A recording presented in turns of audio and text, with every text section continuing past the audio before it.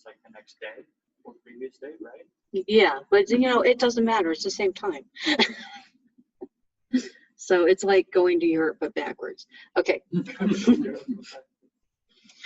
Today we're going to, yeah, I totally talked about that. I got my act together.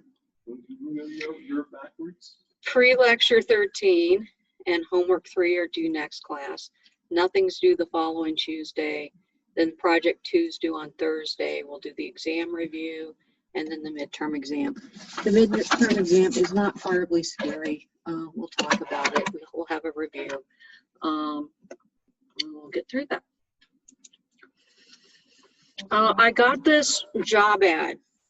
If you're interested in applying for an internship at Micron, it's as a CAD engineering intern. Yeah, all the usual company's nonsense stuff.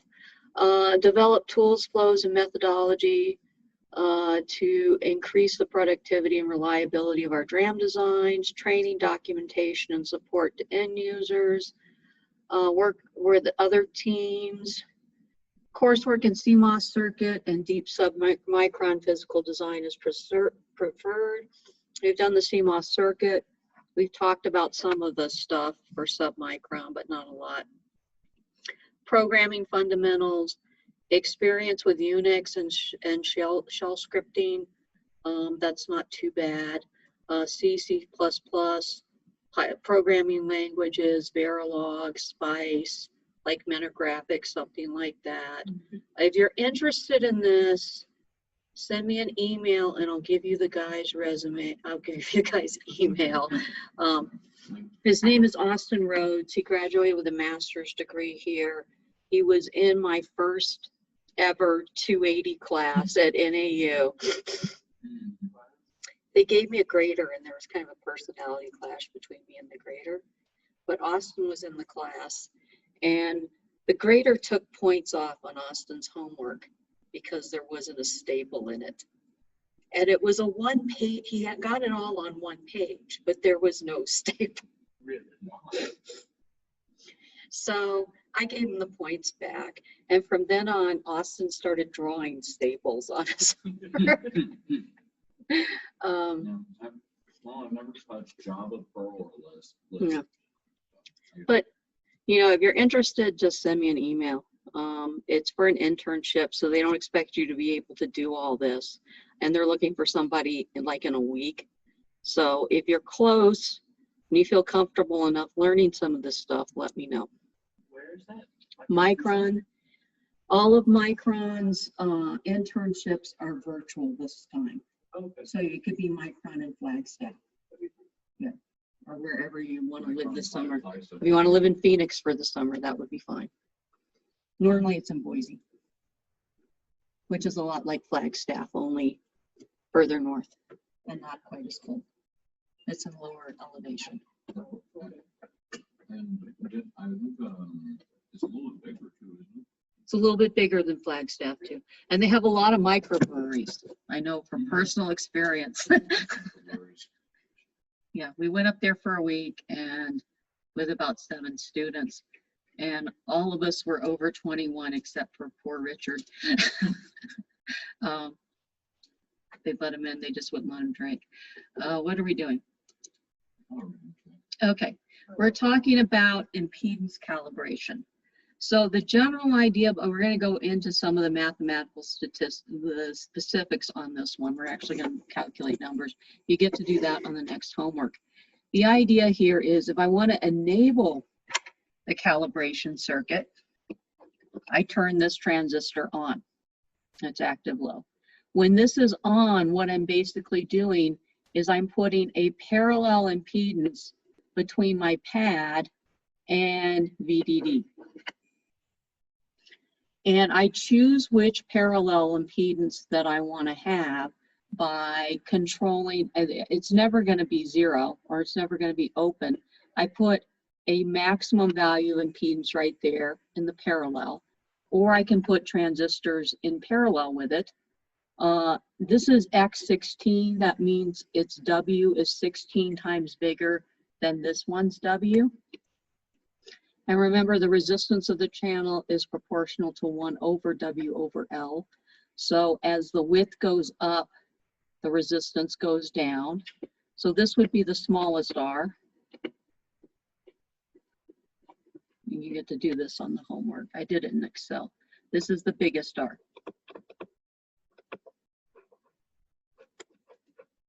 Okay. I can choose which one of those gates to turn on. When they're off, they're like an open circuit. I put an open circuit in parallel with something else, it doesn't matter. When they're on, their resistances combine in parallel. Wait, Joey, where's the biggest R? I don't see this. It's the one that says X16. Oh, okay. Yeah. So what I want to do here is I want to look at, That's the smallest. Biggest R is the times oh one. yeah, yeah, it's Okay. over here. It's the one that's actually labeled biggest. Okay, yeah, no, well, yeah. I was just wondering because because I was looking for you had boxed in the other resistor. I was like looking for the first resistor. I was like, where's it? Okay, it's the MOSFET Yeah, is the that's first the MOSFET, resist is so- the first resistor. Okay. Okay. So what we're doing is we're looking at the signal on the pad and we're comparing that signal to some reference value that I pick from this driver circuit. We want to get this signal as high as we possibly can. So we maximize that signal. We've got a comparator here. We've got some control logic that decides which one of these transistor gates to turn on next. And we'll talk about the order of that a little bit later. And we're feeding that into our pull-up driver. And we can actually tune the parallel resistance, tune the characteristic impedance of that pad based upon the conditions that it sees that day. The characteristic impedance of lines can change with temperature. They can change if you pull it from a socket, pull your chip from a socket and solder it down to a PCB board.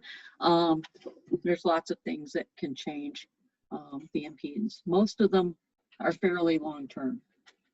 Temperature doesn't have a huge effect here. Okay. Now, generally when we calibrate it, first thing we do is we calibrate the PMOS part of the network. And then the NMOS we calibrate based upon the ideal results we got from the PMOS. So the NMOS is going to have a much bigger error. Well, maybe not a much bigger, but it's going to have a bigger error because the NMOS network includes the errors of the PMOS plus the errors of the NMOS. One thing I could do to get a more exact value of the characteristic impedance is I could put another transistor here. I could put an X32 and I could put more bits in there. I would get a better resolution on my pull-up resistor that I'm using for matching, but I would need an X32 transistor. And then the next size up would be an X64. So they keep getting bigger and bigger, and it's the size of this thing. So I'm going to make a trade-off between accuracy and size. Size is the biggest one. Size costs money. And we're going to look at the... We can't fit as many electronics in a confined space. Yeah, well, we'll actually look at these pads, and you'll see that the pads relative to the rest of the circuitry are ginormous already. There's the pad, which you can actually physically see, and there's electronics around it, which you can actually physically see. And everything else is on a nanometer scale. More Dr. Brower censorship.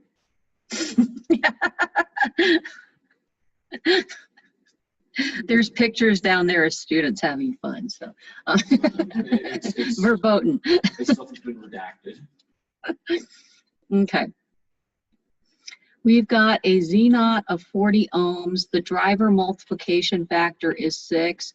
That basically just multiplies the characteristic impedance and gives us, you get to do a problem amazingly like this on the homework. 240 ohms. We've got a 1% error tolerance. We want our least significant bit to give me a 6 ohm change in resistance. So the one that is going to have the 6 ohms is going to be this biggest one right here is R16. So this one's 6 ohms. I make that transistor half as big. I get a linear change in the resistance. This one's 12 ohms. 24, 48, this one's 96. 24, did I do that right? 12, 24, 48, yeah, I did, wow. Okay. Our pickup, our parallel is going to have to be much bigger than the combination of all these. I want it to be bigger than 96 ohms. Just so that when I put 96 ohms in parallel with it, I get pretty much close to 96 ohms. So typical values, and it's written down here, this is the only reason why I know this, is 1 to 3K. It's just got to be much bigger than 96 ohms. Okay. So that's the idea, and we'll get to the spreadsheet in a minute, which I won't draw for you. Yeah, Mm-hmm. Increases it. okay. So then you fall into that 1 to 3K. Right. So the RZQ, this resistor down here, we're given it was 40 ohms with a multiplication factor of 6 because there's some kind of impedance thingy, buffer thingy in between there. It gives us 240 ohms. It's a 1% certainty of this. So the range on this would be 0.99 times 240 to 1.01 times 240. And the numbers come out to be, it's somewhere between 242, 0.2 ohms. Why did I go to a 4 significant digit? I don't know. To 237.6. So it's the actual answer is going to be somewhere in that range. All resistors and everything have tolerance values, which is why we can make puffs. That's a whole nother topic. We'll talk. Yeah. Yeah. The first time I met him, he walked in and started babbling about puffs. I was pretty angry at the time. Okay. No. There was one time I let Milsna and Dave Scott go and hire someone unsupervised. No, the first person they hired was the colonel. And he made both Dave Scott's and Phil Milsna's and my life miserable for the entire time the colonel was here. And the students too. He made the students especially miserable. So I come in the next summer and they've gone off and hired someone unsupervised again. And I'm just immediately expecting not to like this person. And then he comes to my office and starts babbling about puffs. I was nice though. He wasn't as bad as the nowhere close. He's not. I've never given him. I was not the one who gave him the silly nickname. The colonel the silly nickname, so it wasn't my fault. We want our least significant bit to change this by 6 ohms, and my R-cal up is going to be ours. When I calibrate this up, I'm going to get my initial value, which is somewhere like 240-ish, plus or minus. When I turn that 6 ohm resistor on, it's going to add an impedance of 6 ohms divided by that multiplication factor. And we can go through and calculate that. This comes out to be, when we calibrate up, we get somewhere between 41 to 39 ohms. When we take into account the tolerance. When we go down, it is the down value, and the down value is not quite the same as the up value. It is the up value plus the error on the down value. So we end up with, what is this, 42 to 38 ohms. Let me look at the homework again and see what horrible thing I made you do. There's our RCal up and RCal down. I believe this is in the book somewhere too. Okay. On the homework, what I did is I gave you basically a parallel network of these transistors, and I asked you what the resistance would be for each digital number.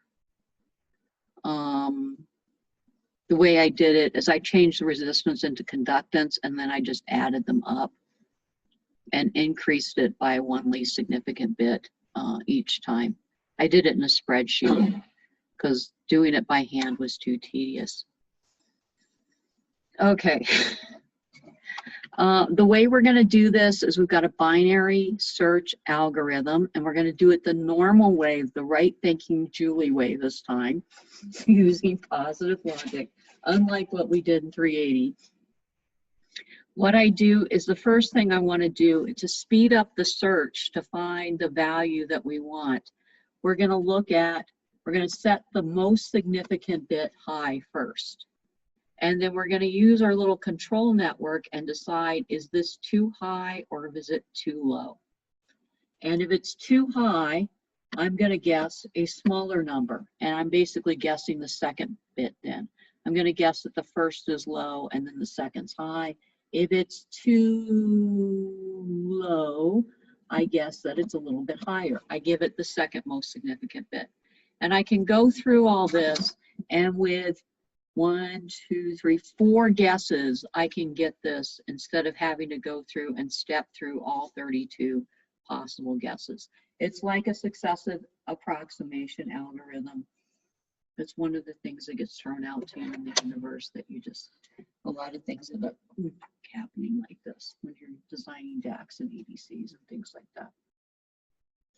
I've seen a lot of binary search algorithms thanks to computer science. Yeah, they do it a lot too, because it speeds things up by a factor of, instead of taking 2 to the n times to do it, it only takes n times to do it. We looked at a few 310 mics. I just built them in circuits. We were talking about memory today in 310. And I was like, Somewhat painful.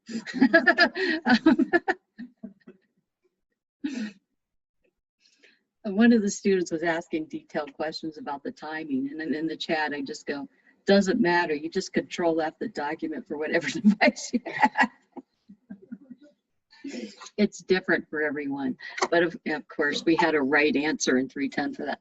Okay, another way of doing this is a little bit more analog-y technique things that you don't know a lot about, but I've got this VTC in there, and it doesn't stand for voltage transfer curve this time. It stands to voltage to time converter. So basically I take the voltage in and I want to convert that to a pulse that is proportional to that time length. And the length of the pulse, if it's a short pulse, it's a small voltage. If it's a big pulse in time, it is a big voltage. so when the digital comparator that we've done, is type that pulse and Right. put through that. Right. We compare which one goes off first, much like we do in one of those puff thingies. We compare it to a reference pulse, see if it is a higher value or a lower value. We're not doing an analog voltage comparison. We're comparing the length of time that's in between there. And then we can filter it out and use that as a control signal back to SIC. Use that as a control signal to somehow feedback into VCQ, change it, and then compare it again. That's just another alternative technique. There was one guy I met at Micron. I'm sure there were more of them. But one of the guys way up the technical track, who was a serious analog designer. It was in the high speed lab. And all the people working for him were learning analog and things like that. It's not really mainstream, but it's something they have to worry about there. There are a few of them. I didn't want to talk about this because I can't read it. That's part of the problem. Okay, simultaneous switching noise. The output buffer, it's got really big transistors because it has to drive the picofarads of transmission line and pin and everything that you got on the output. The speeds of these chips are getting fast enough that the capacitance and the inductance you see on the tiny little dip package pins, like you saw in 188 lab and in the 110 lab, are huge. And those pins on the package are enough to cause a significant delay, which has led to a revolution in packaging. We need to make the pins smaller. I'm going to talk a lot about that today. Because I have these big pins and I've got these big lines, the lines I can't control, they will affect the signal integrity. High-speed circuits, your RF, your kindergarten RF lesson for the day, is if I have an impedance mismatch, if I have something like this, Z0, this is my transmission line, and I load it down with something that does not equal Z0 star,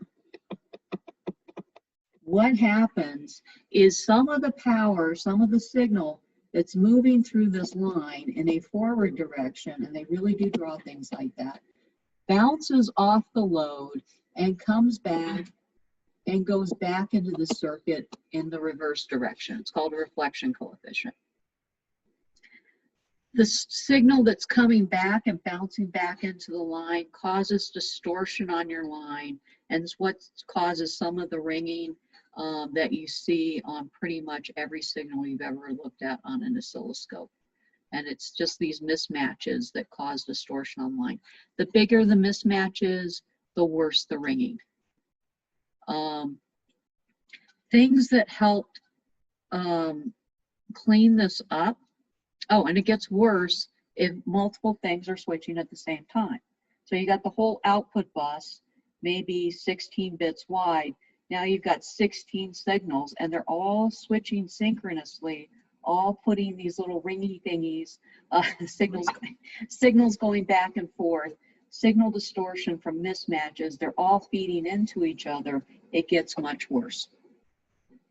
So there are the first line of defense is always, let's put a whole bunch of power and ground pins on this package.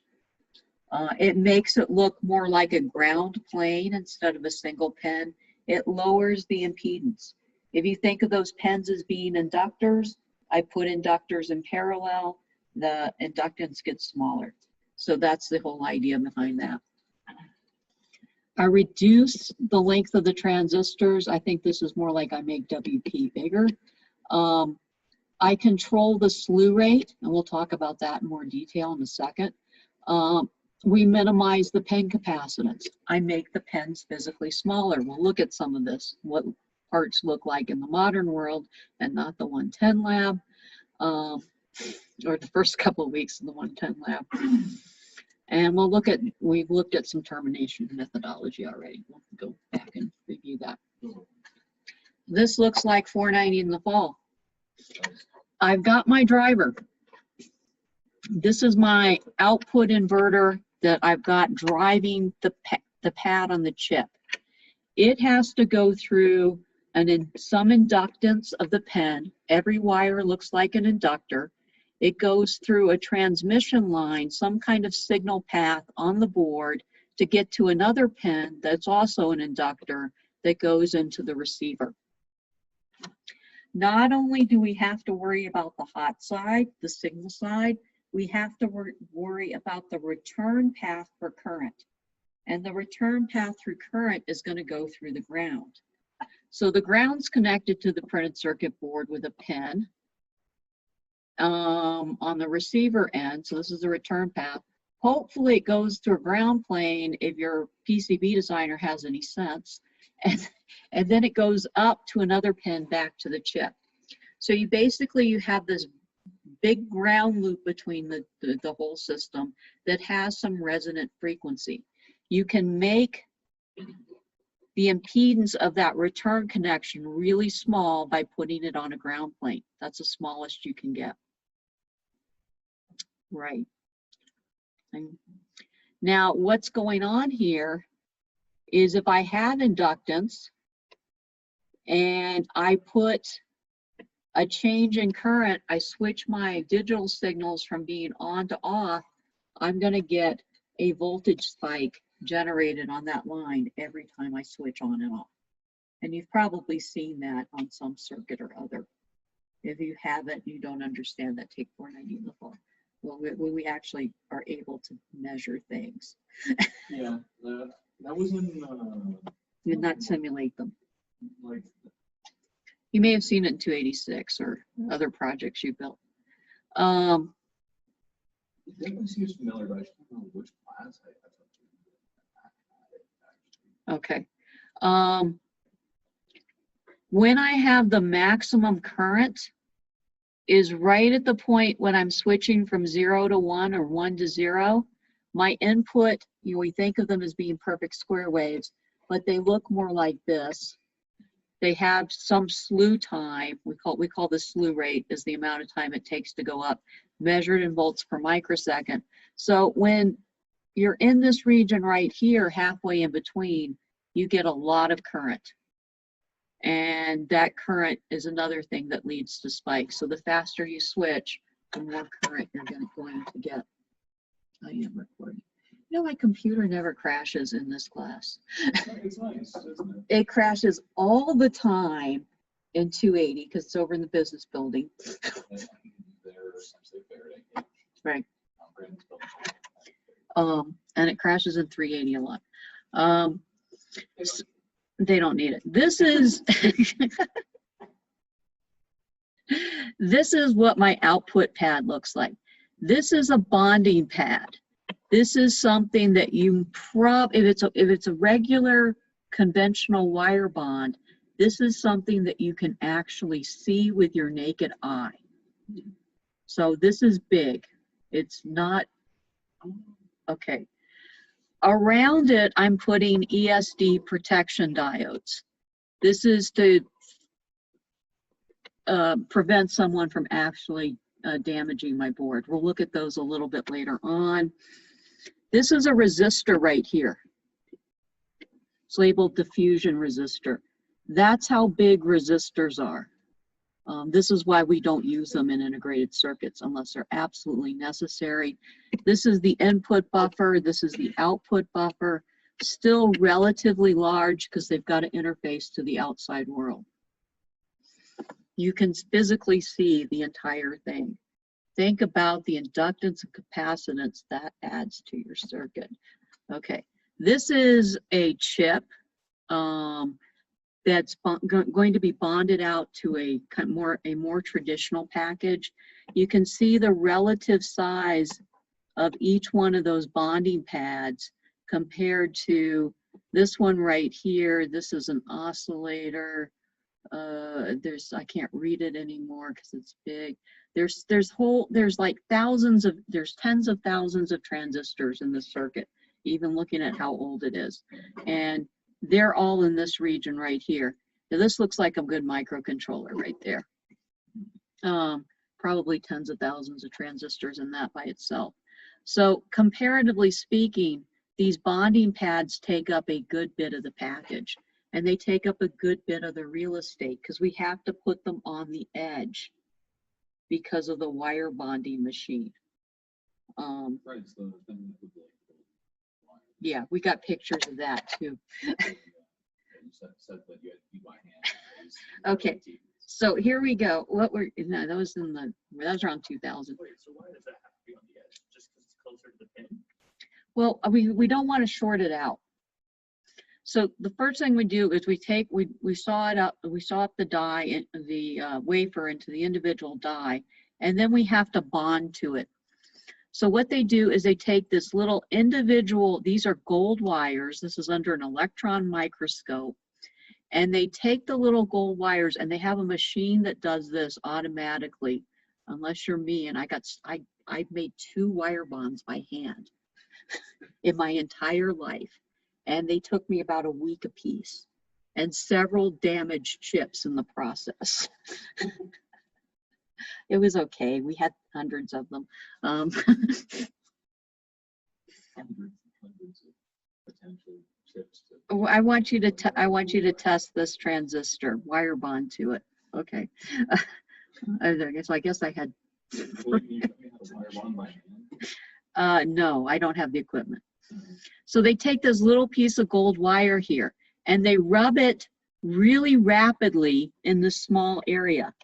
And the rubbing it back and forth is enough to create enough friction that it creates enough heat that it melts the gold wire into that little bonding pad. Cannot short the bonding pad next to it. There's got to be enough distance in there to do this reliably. That's another reason why we got to keep those bond pads far away. Now, as the dimensions of the transistors inside the controller and things like that shrink, it gets to the point where your whole chip is dominated by how many wire bond pads I can put on there. I could make my chip much cheaper and put it in a smaller space if I didn't have to use those big wire bonding pads. And the wire bonding pads have to be connected at the other end to this monstrosity called a pin. That is inductor, inductor, inductor.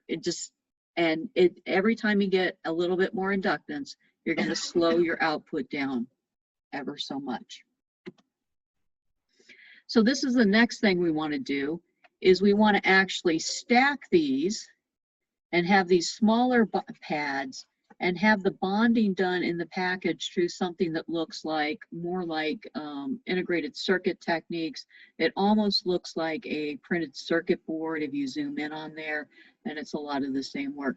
We're going to route the signals directly to the pads instead of putting them through this whole process of wire bonding, which is horrible for many reasons. Now, the next evolution of this is, well, each one of these is going to go out to a pen. You guys have seen a BGA, a ball grid array package. It's the one where you don't have any pens. There'll be pictures of it later, but there are no pens sticking out the side. The pens are underneath the package and they look like little balls. Did you bring one in? Maybe, but there'll be pictures later coming up shortly. So if I want to take these and put these down to a BGA, this would be like in 310 when you're doing your pen assignments. It shows it as a big array, and that's really what they look like on the chip. It's a 2D array of pens that are sitting underneath the package. So I want to route them to something like this. I can take these, put them through a via directly down into the packaging. Okay, so the next thing is, and we did this way back in the 90s. Our indium antimonide photodetector arrays, infrared photodetector arrays, they could not build the photodiodes in the same process as they built the CMOS multiplexer that would have to read it out. So what they did is they put little indium bumps, and indium is a really soft metal, and between the multiplexer and the diode array, and they take them on the special machine they had at Hughes SBRC, and they lined them up mechanically very closely, and they'd squash them together when they had to keep perfectly even pressure across this whole array to do this. We usually lost the corners, but we could do this. This is the same idea. What I'm going to do is when I build my die, my semiconductor chip, I put these little bumps on there. And those bumps are going to have to line up with the package and make contact. Packaging is getting to be a really exciting field. This is a few years old. Is what's wrong with those? Replacing the bond wires? I don't know. I don't read the slides anymore. I'm just looking at the pictures. RC delays in the package. There'll be delays through the bonds. There's going to be some yield issues because you have to get everything lined up exactly to get it in the package. But we're getting better at that. We can line things up a lot better than we could in the 90s. So, and we can attach them. Now, when I was at Micron, my corporate sponsor, they showed me a flash drive, and it was about this big. You guys can see that? You guys can see this. Okay, it was 1 terabyte.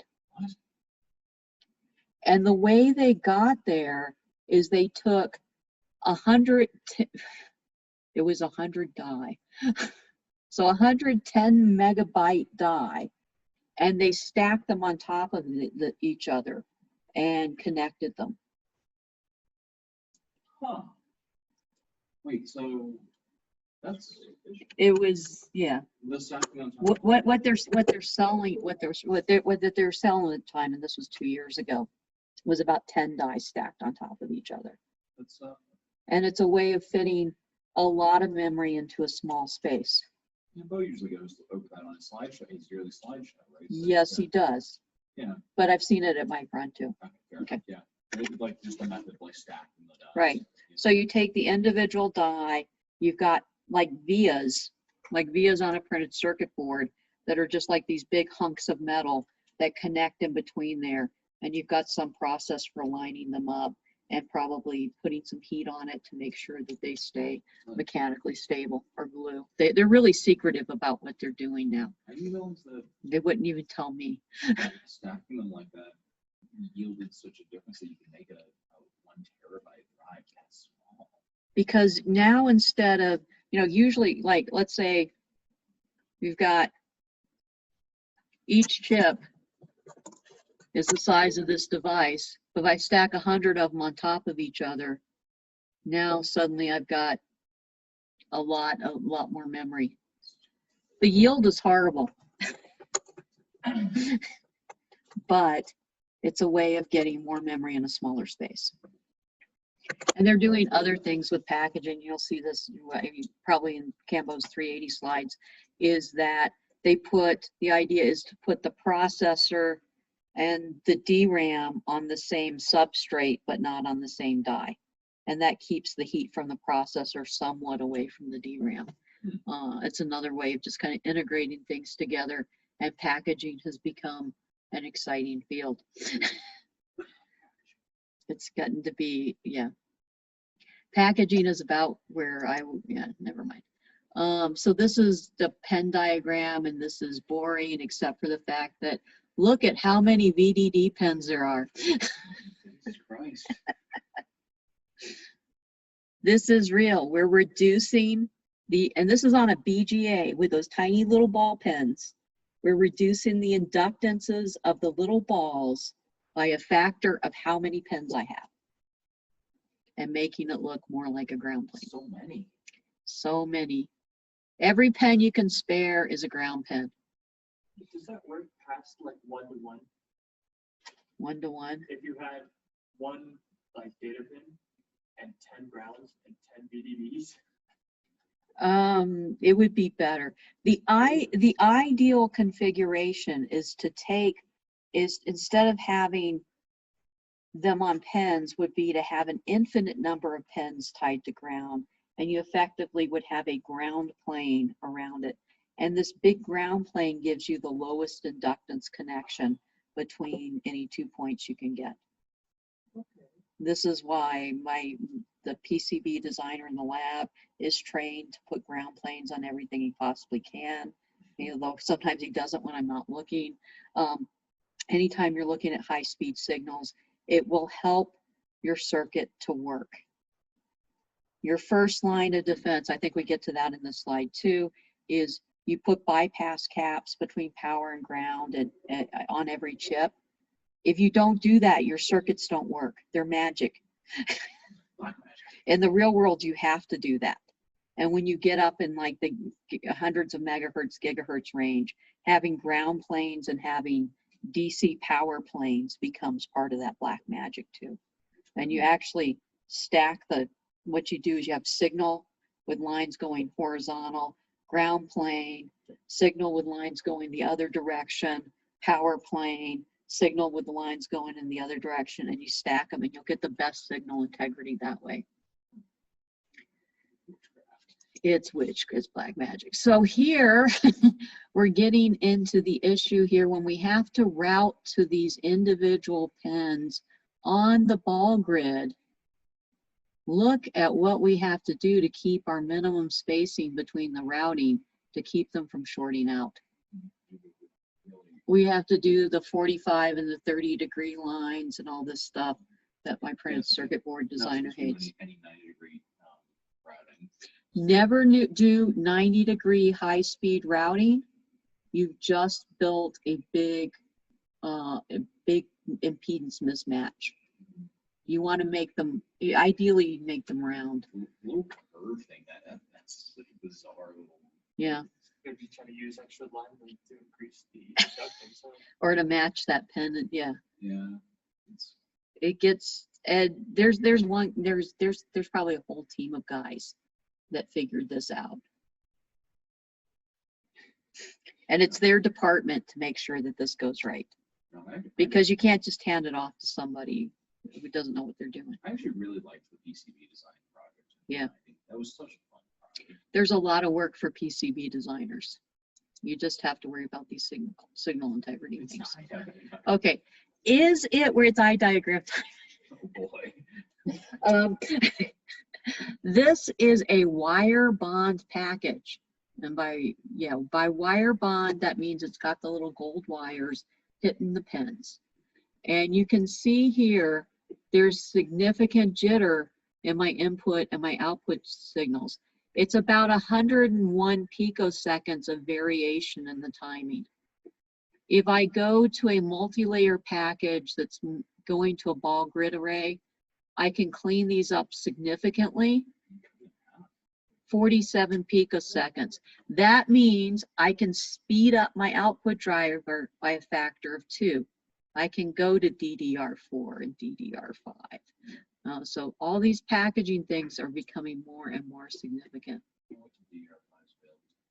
Yeah. Then we'll be talking about DDR6. Okay. So the idea behind slew rate control is even if I don't want my clocks, I don't want my output data to be switching like this. You guys have been taught that that's the way things are in the real world. No, I want it to look more like this. And real signals do have that, and it's called slew rate. And the slew rate is measured in how many like volts per microsecond or volts per nanosecond that this is changing at. It's just the slope of that line. If I have a slew rate, it means that DI dt, the change in current on the output, is getting to be slower, which leads to less voltage bumps. And yes, this actually works. If I can stagger my output switching a little bit, I can get a little bit better performance. This is where the high-speed guys, the analog guys come in at Micron. This is an old technique. It's might as well just talk about it a little bit. What I do, if I want to make a really big buffer that I'm tying to the output world, I don't put a small signal into my big buffer. I slowly stagger up my signal. I start with a small signal and I drive a slightly bigger buffer. And then I drive a slightly bigger buffer like that, and then a bigger one. And you'll get less reflections, better signal integrity if you stagger these drivers. And sometimes that's the reason why you're seeing the big long line of inverters and one at the one end labeled big. Yep. That's what's going on there. Okay, Packaging. Okay, so we've got this one right here. It's called a TSOP. What does it stand for? Thin small outline package. Thank goodness. I had cheat notes on there. So you can see the pens on this, and this looks like some of the packages you may have gotten for Capstone. They're really hard to prototype in the 188 lab, so we don't use them there. But these have much, because the pens are physically smaller. I hope you guys can see that. We can see it on the slides if you look at them later. Because the pens are so much physically smaller than like those dip pens that you used in 188 lab, they're harder to interface to. You need a printed circuit board as a prototype, but they have much lower inductance. And so you get better eye diagrams. Even better than this is this VGA.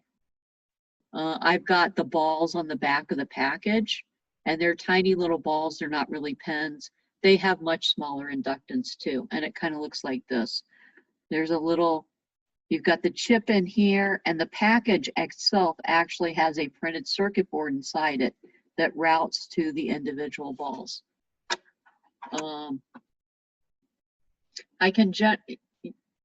When you prototype with these circuits, you're going to build. You can't do it by using those little breadboard thingies like we used in 188 and 110. You've got to pretty much build a custom PCB to test out the parts of your circuit to see if they're working, or maybe you just go for broke and say this will be my final product. The PCB manufacturers are amazingly good at taking these little parts with these little pins, and what they do is on the printed circuit board, they put down little blobs of solder paste, not by hand. They have machines do it to very fine mechanical specifications. They have another pick and place robotic machine come by and very precisely line up the chip with where those pads are. And then they take and they kind of stick, because solder paste is kind of sticky.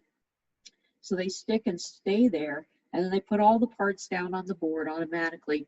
And then they take the whole thing and they run it through an oven that melts the solder paste down and actually flows the solder to the parts. It's amazingly tedious to do this by hand.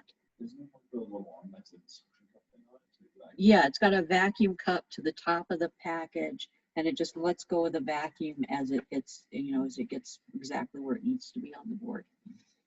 Yeah. They had lots of those at Micron. They had lots of them at Motorola too, even when I was there. So this TSOP, you can see the pens, lead frame, not lead, based thin small outline package. But it's got this big long pen here, which is inductive. The ball grid, it has a little PCB board connecting the die to the balls. What's the difference here? Well, my inductance in nanohenries for the ball grid array is 1.4 nanohenries versus 4.1 for the other package. And for the dip, it's even worse. The capacitance, 0.4 versus 1. And the resistance in milliohms, and yeah, even that's starting to matter. 20 milliohms versus 200. So significant reduction in the package parasitics by going to these slightly annoying packages. This is why I love the package that actually has no pins on it whatsoever. It's just got solder pads on the back of it, but it drives the guy who has to build it crazy. I just said, can we just go out and make a printed circuit board? Make it work. Wait, go ahead. Oh, I'm running out of time. How much? Hunter was arguing the other day that, can you believe me when I said that inductance was in Henry's? I think Hunter just had a brain fart or something and forgot that it was in Henry's. Oh, okay. But he was arguing. He was like, no, it's not Henry's. It sounds stupid. No, I'm not like it is. It is in Henry's. It was just a weird conversation. Yeah, magnetic fields have whole, yeah, okay. They wanted to name magnetic fields after everybody. So there's Teslas and Gauss, and there's no reason why we have to have multiple units of magnetic strength, but never mind. Other than everybody needed to have something named after them. We're gonna look at some termination. We're gonna do this pretty quickly. Oh, this I hate. This is the idea. Your data bus. You've got some programmer. Got to be a programmer who figured this out. Who looks at the output data bus and says, oh, you're getting mostly ones out. I don't like that because it draws too much power. So I'm going to invert the data bus and give you the inverted data out instead. Now, as a human being who has to read this data, I want to know if it's inverted or not. But they actually are inverting the data bus on and off on the fly to minimize the power consumption to help increase the speed. So then you have, you don't, as a human being, don't get to know. They need to give me another pin output that tells me whether this is Yeah. inverted data or not. Yeah, that was what I was. Okay, we're gonna just like skip through this because I don't like it.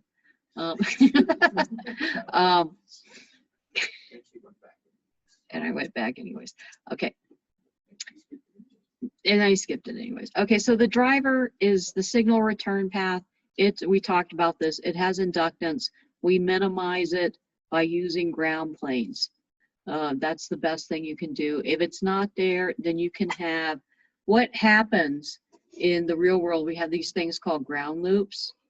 And this signal and return path will actually, the R's, L's, and C's in there will have a resonant frequency at 1 over the square root of LC. And it will actually want to oscillate at that frequency. And if you don't do your grounding right, you can get oscillations all over the board, and they're really hard to fix and find, unless you have Mario's black magic pen.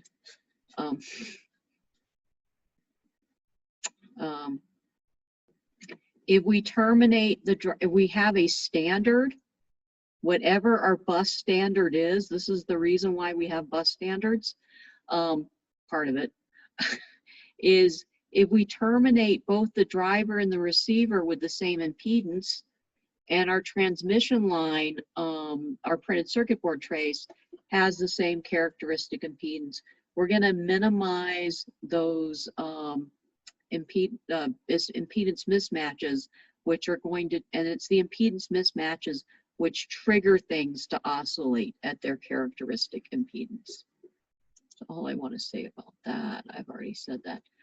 One thing we can do, and this is the best thing if you don't learn anything else in school, bypass caps. If I put bypass caps at both the receiver and the driver end, what these bypass caps do, if you think about what their impedance is, it's 1 over SC. It's a big capacitor. This is an AC short.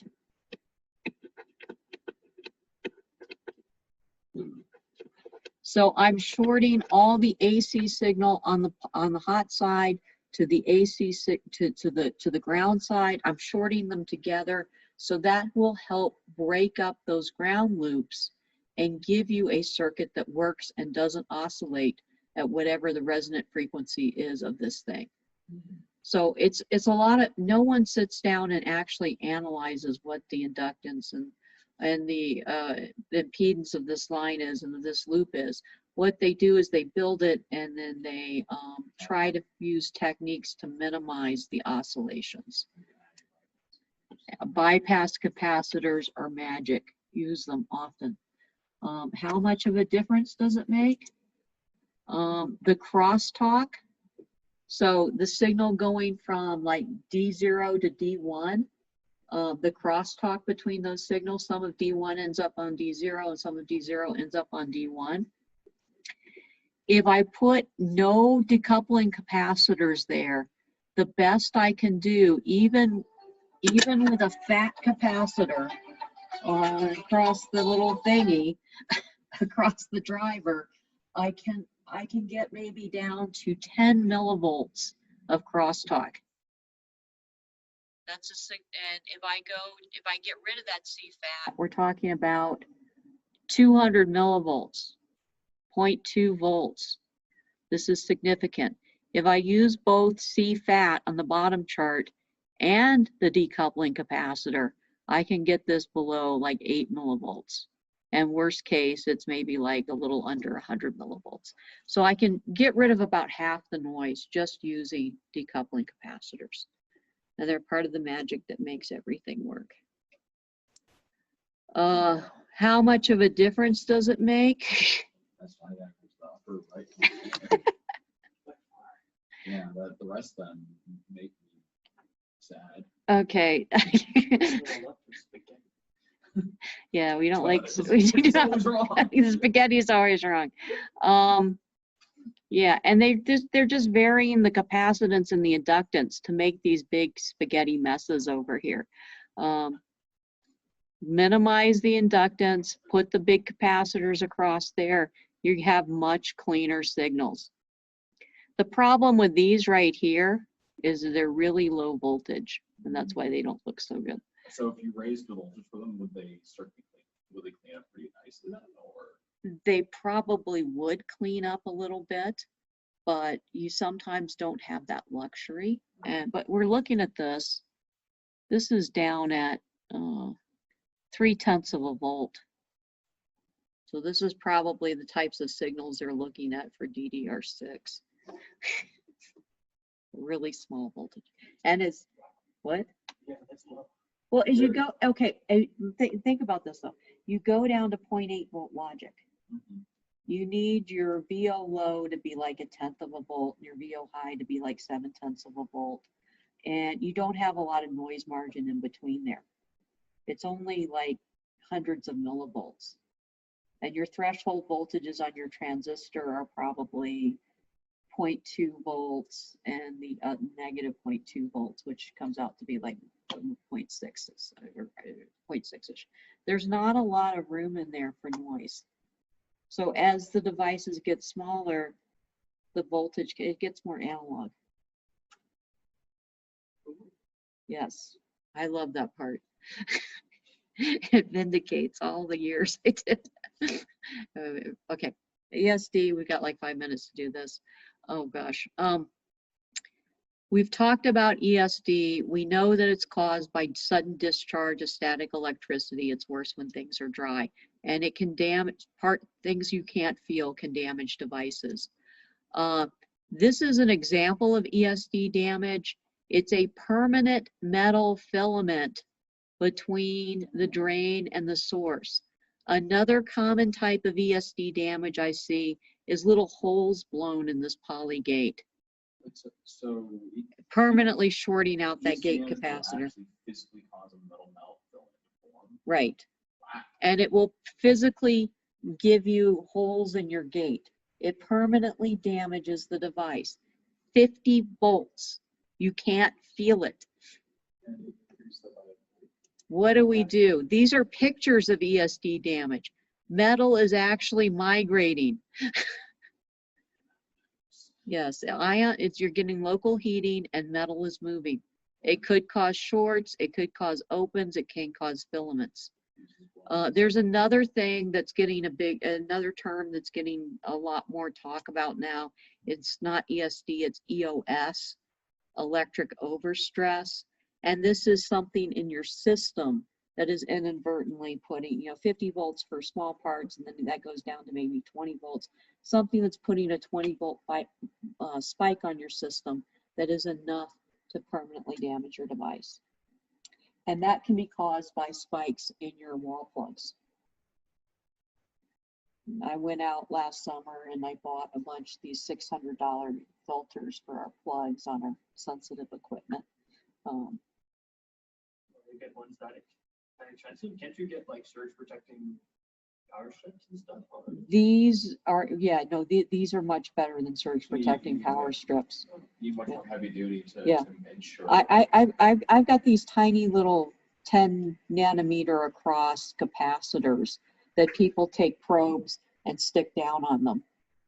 And I don't want, you know, they're very I mean, okay, 510 volts can easily, well, actually, I know the number. 0.6 of a volt could permanently damage them. So I've got the little I talked to my friend at U of A who handles the $5 million raise, and we set this up, and it is like the ESD holy shrine over there. Part of that, how ESD proofed Cambo's entire life. Yes.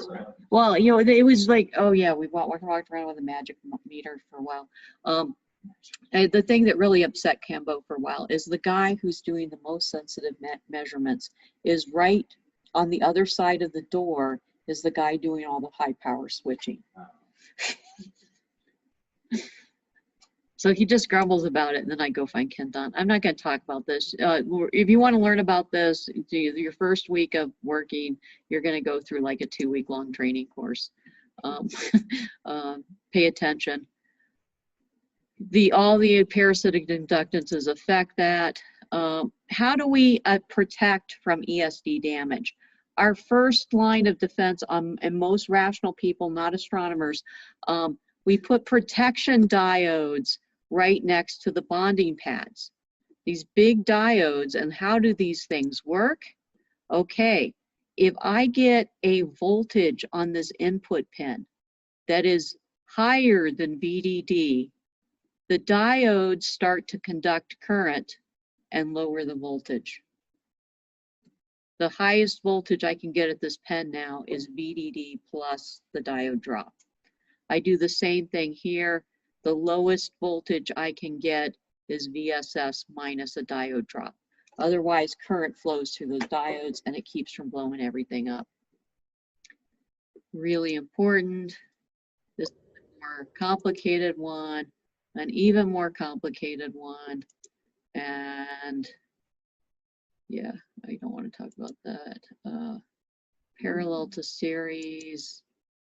This is kind of pointless right now. Who keeps leaving at exactly 3:30? Who? Someone keeps, every class, someone leaves at exactly 3:30. I don't care. Maybe a bot. It could be a bot that thinks the class ends at 3:30. Okay. The whole, what? I was like Daniel Copley, the only one who would sit down and program and make one. Although it's class. Yeah. These are Cambo's class with me. Oh, okay, good. Yeah, he and I are actually working. He's my partner. He and I are my partners for the Harvard. Okay. So the whole idea we're using, even on digital ICs, we're using signaling techniques from the communications world. We're using differential signaling. By differential, I mean D0 has a dedicated return path for itself. So D0 and has its own little D0 ground. Unidirectional IO, always being input or output and not having to be bidirectional. I don't have to switch between them. These are the high-speed guys at Micron. They're what sets the driver speed. They're a small group within Micron, but they're very important. Most of you will be doing digital design or test engineering or stuff like that. And I am done. Any questions about life, the universe, or everything? The only two people who are not here are in another time zone. That would be Xu Jian and Yu Hao. And they send me an email saying they watched the video. Let's see. Is the universe beautiful?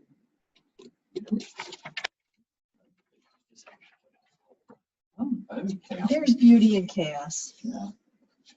If there was no chaos, there'd be no change, and we'd all be stuck teaching for the rest of our lives. Or die. You should be at Micron for the rest of your life. And by that logic, it's like the first thing to come, you know? Yeah. And then, what other questions? What's the average place? Small though. Yeah.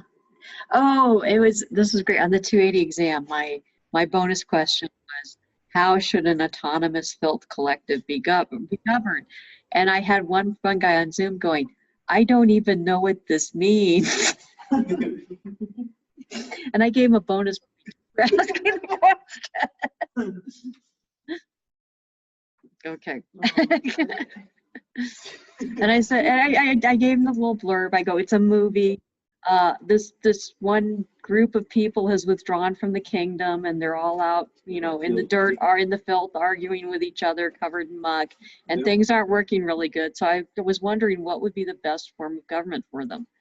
What's the one line I should stop recording. the one line the guy said was, I don't feel that our king should govern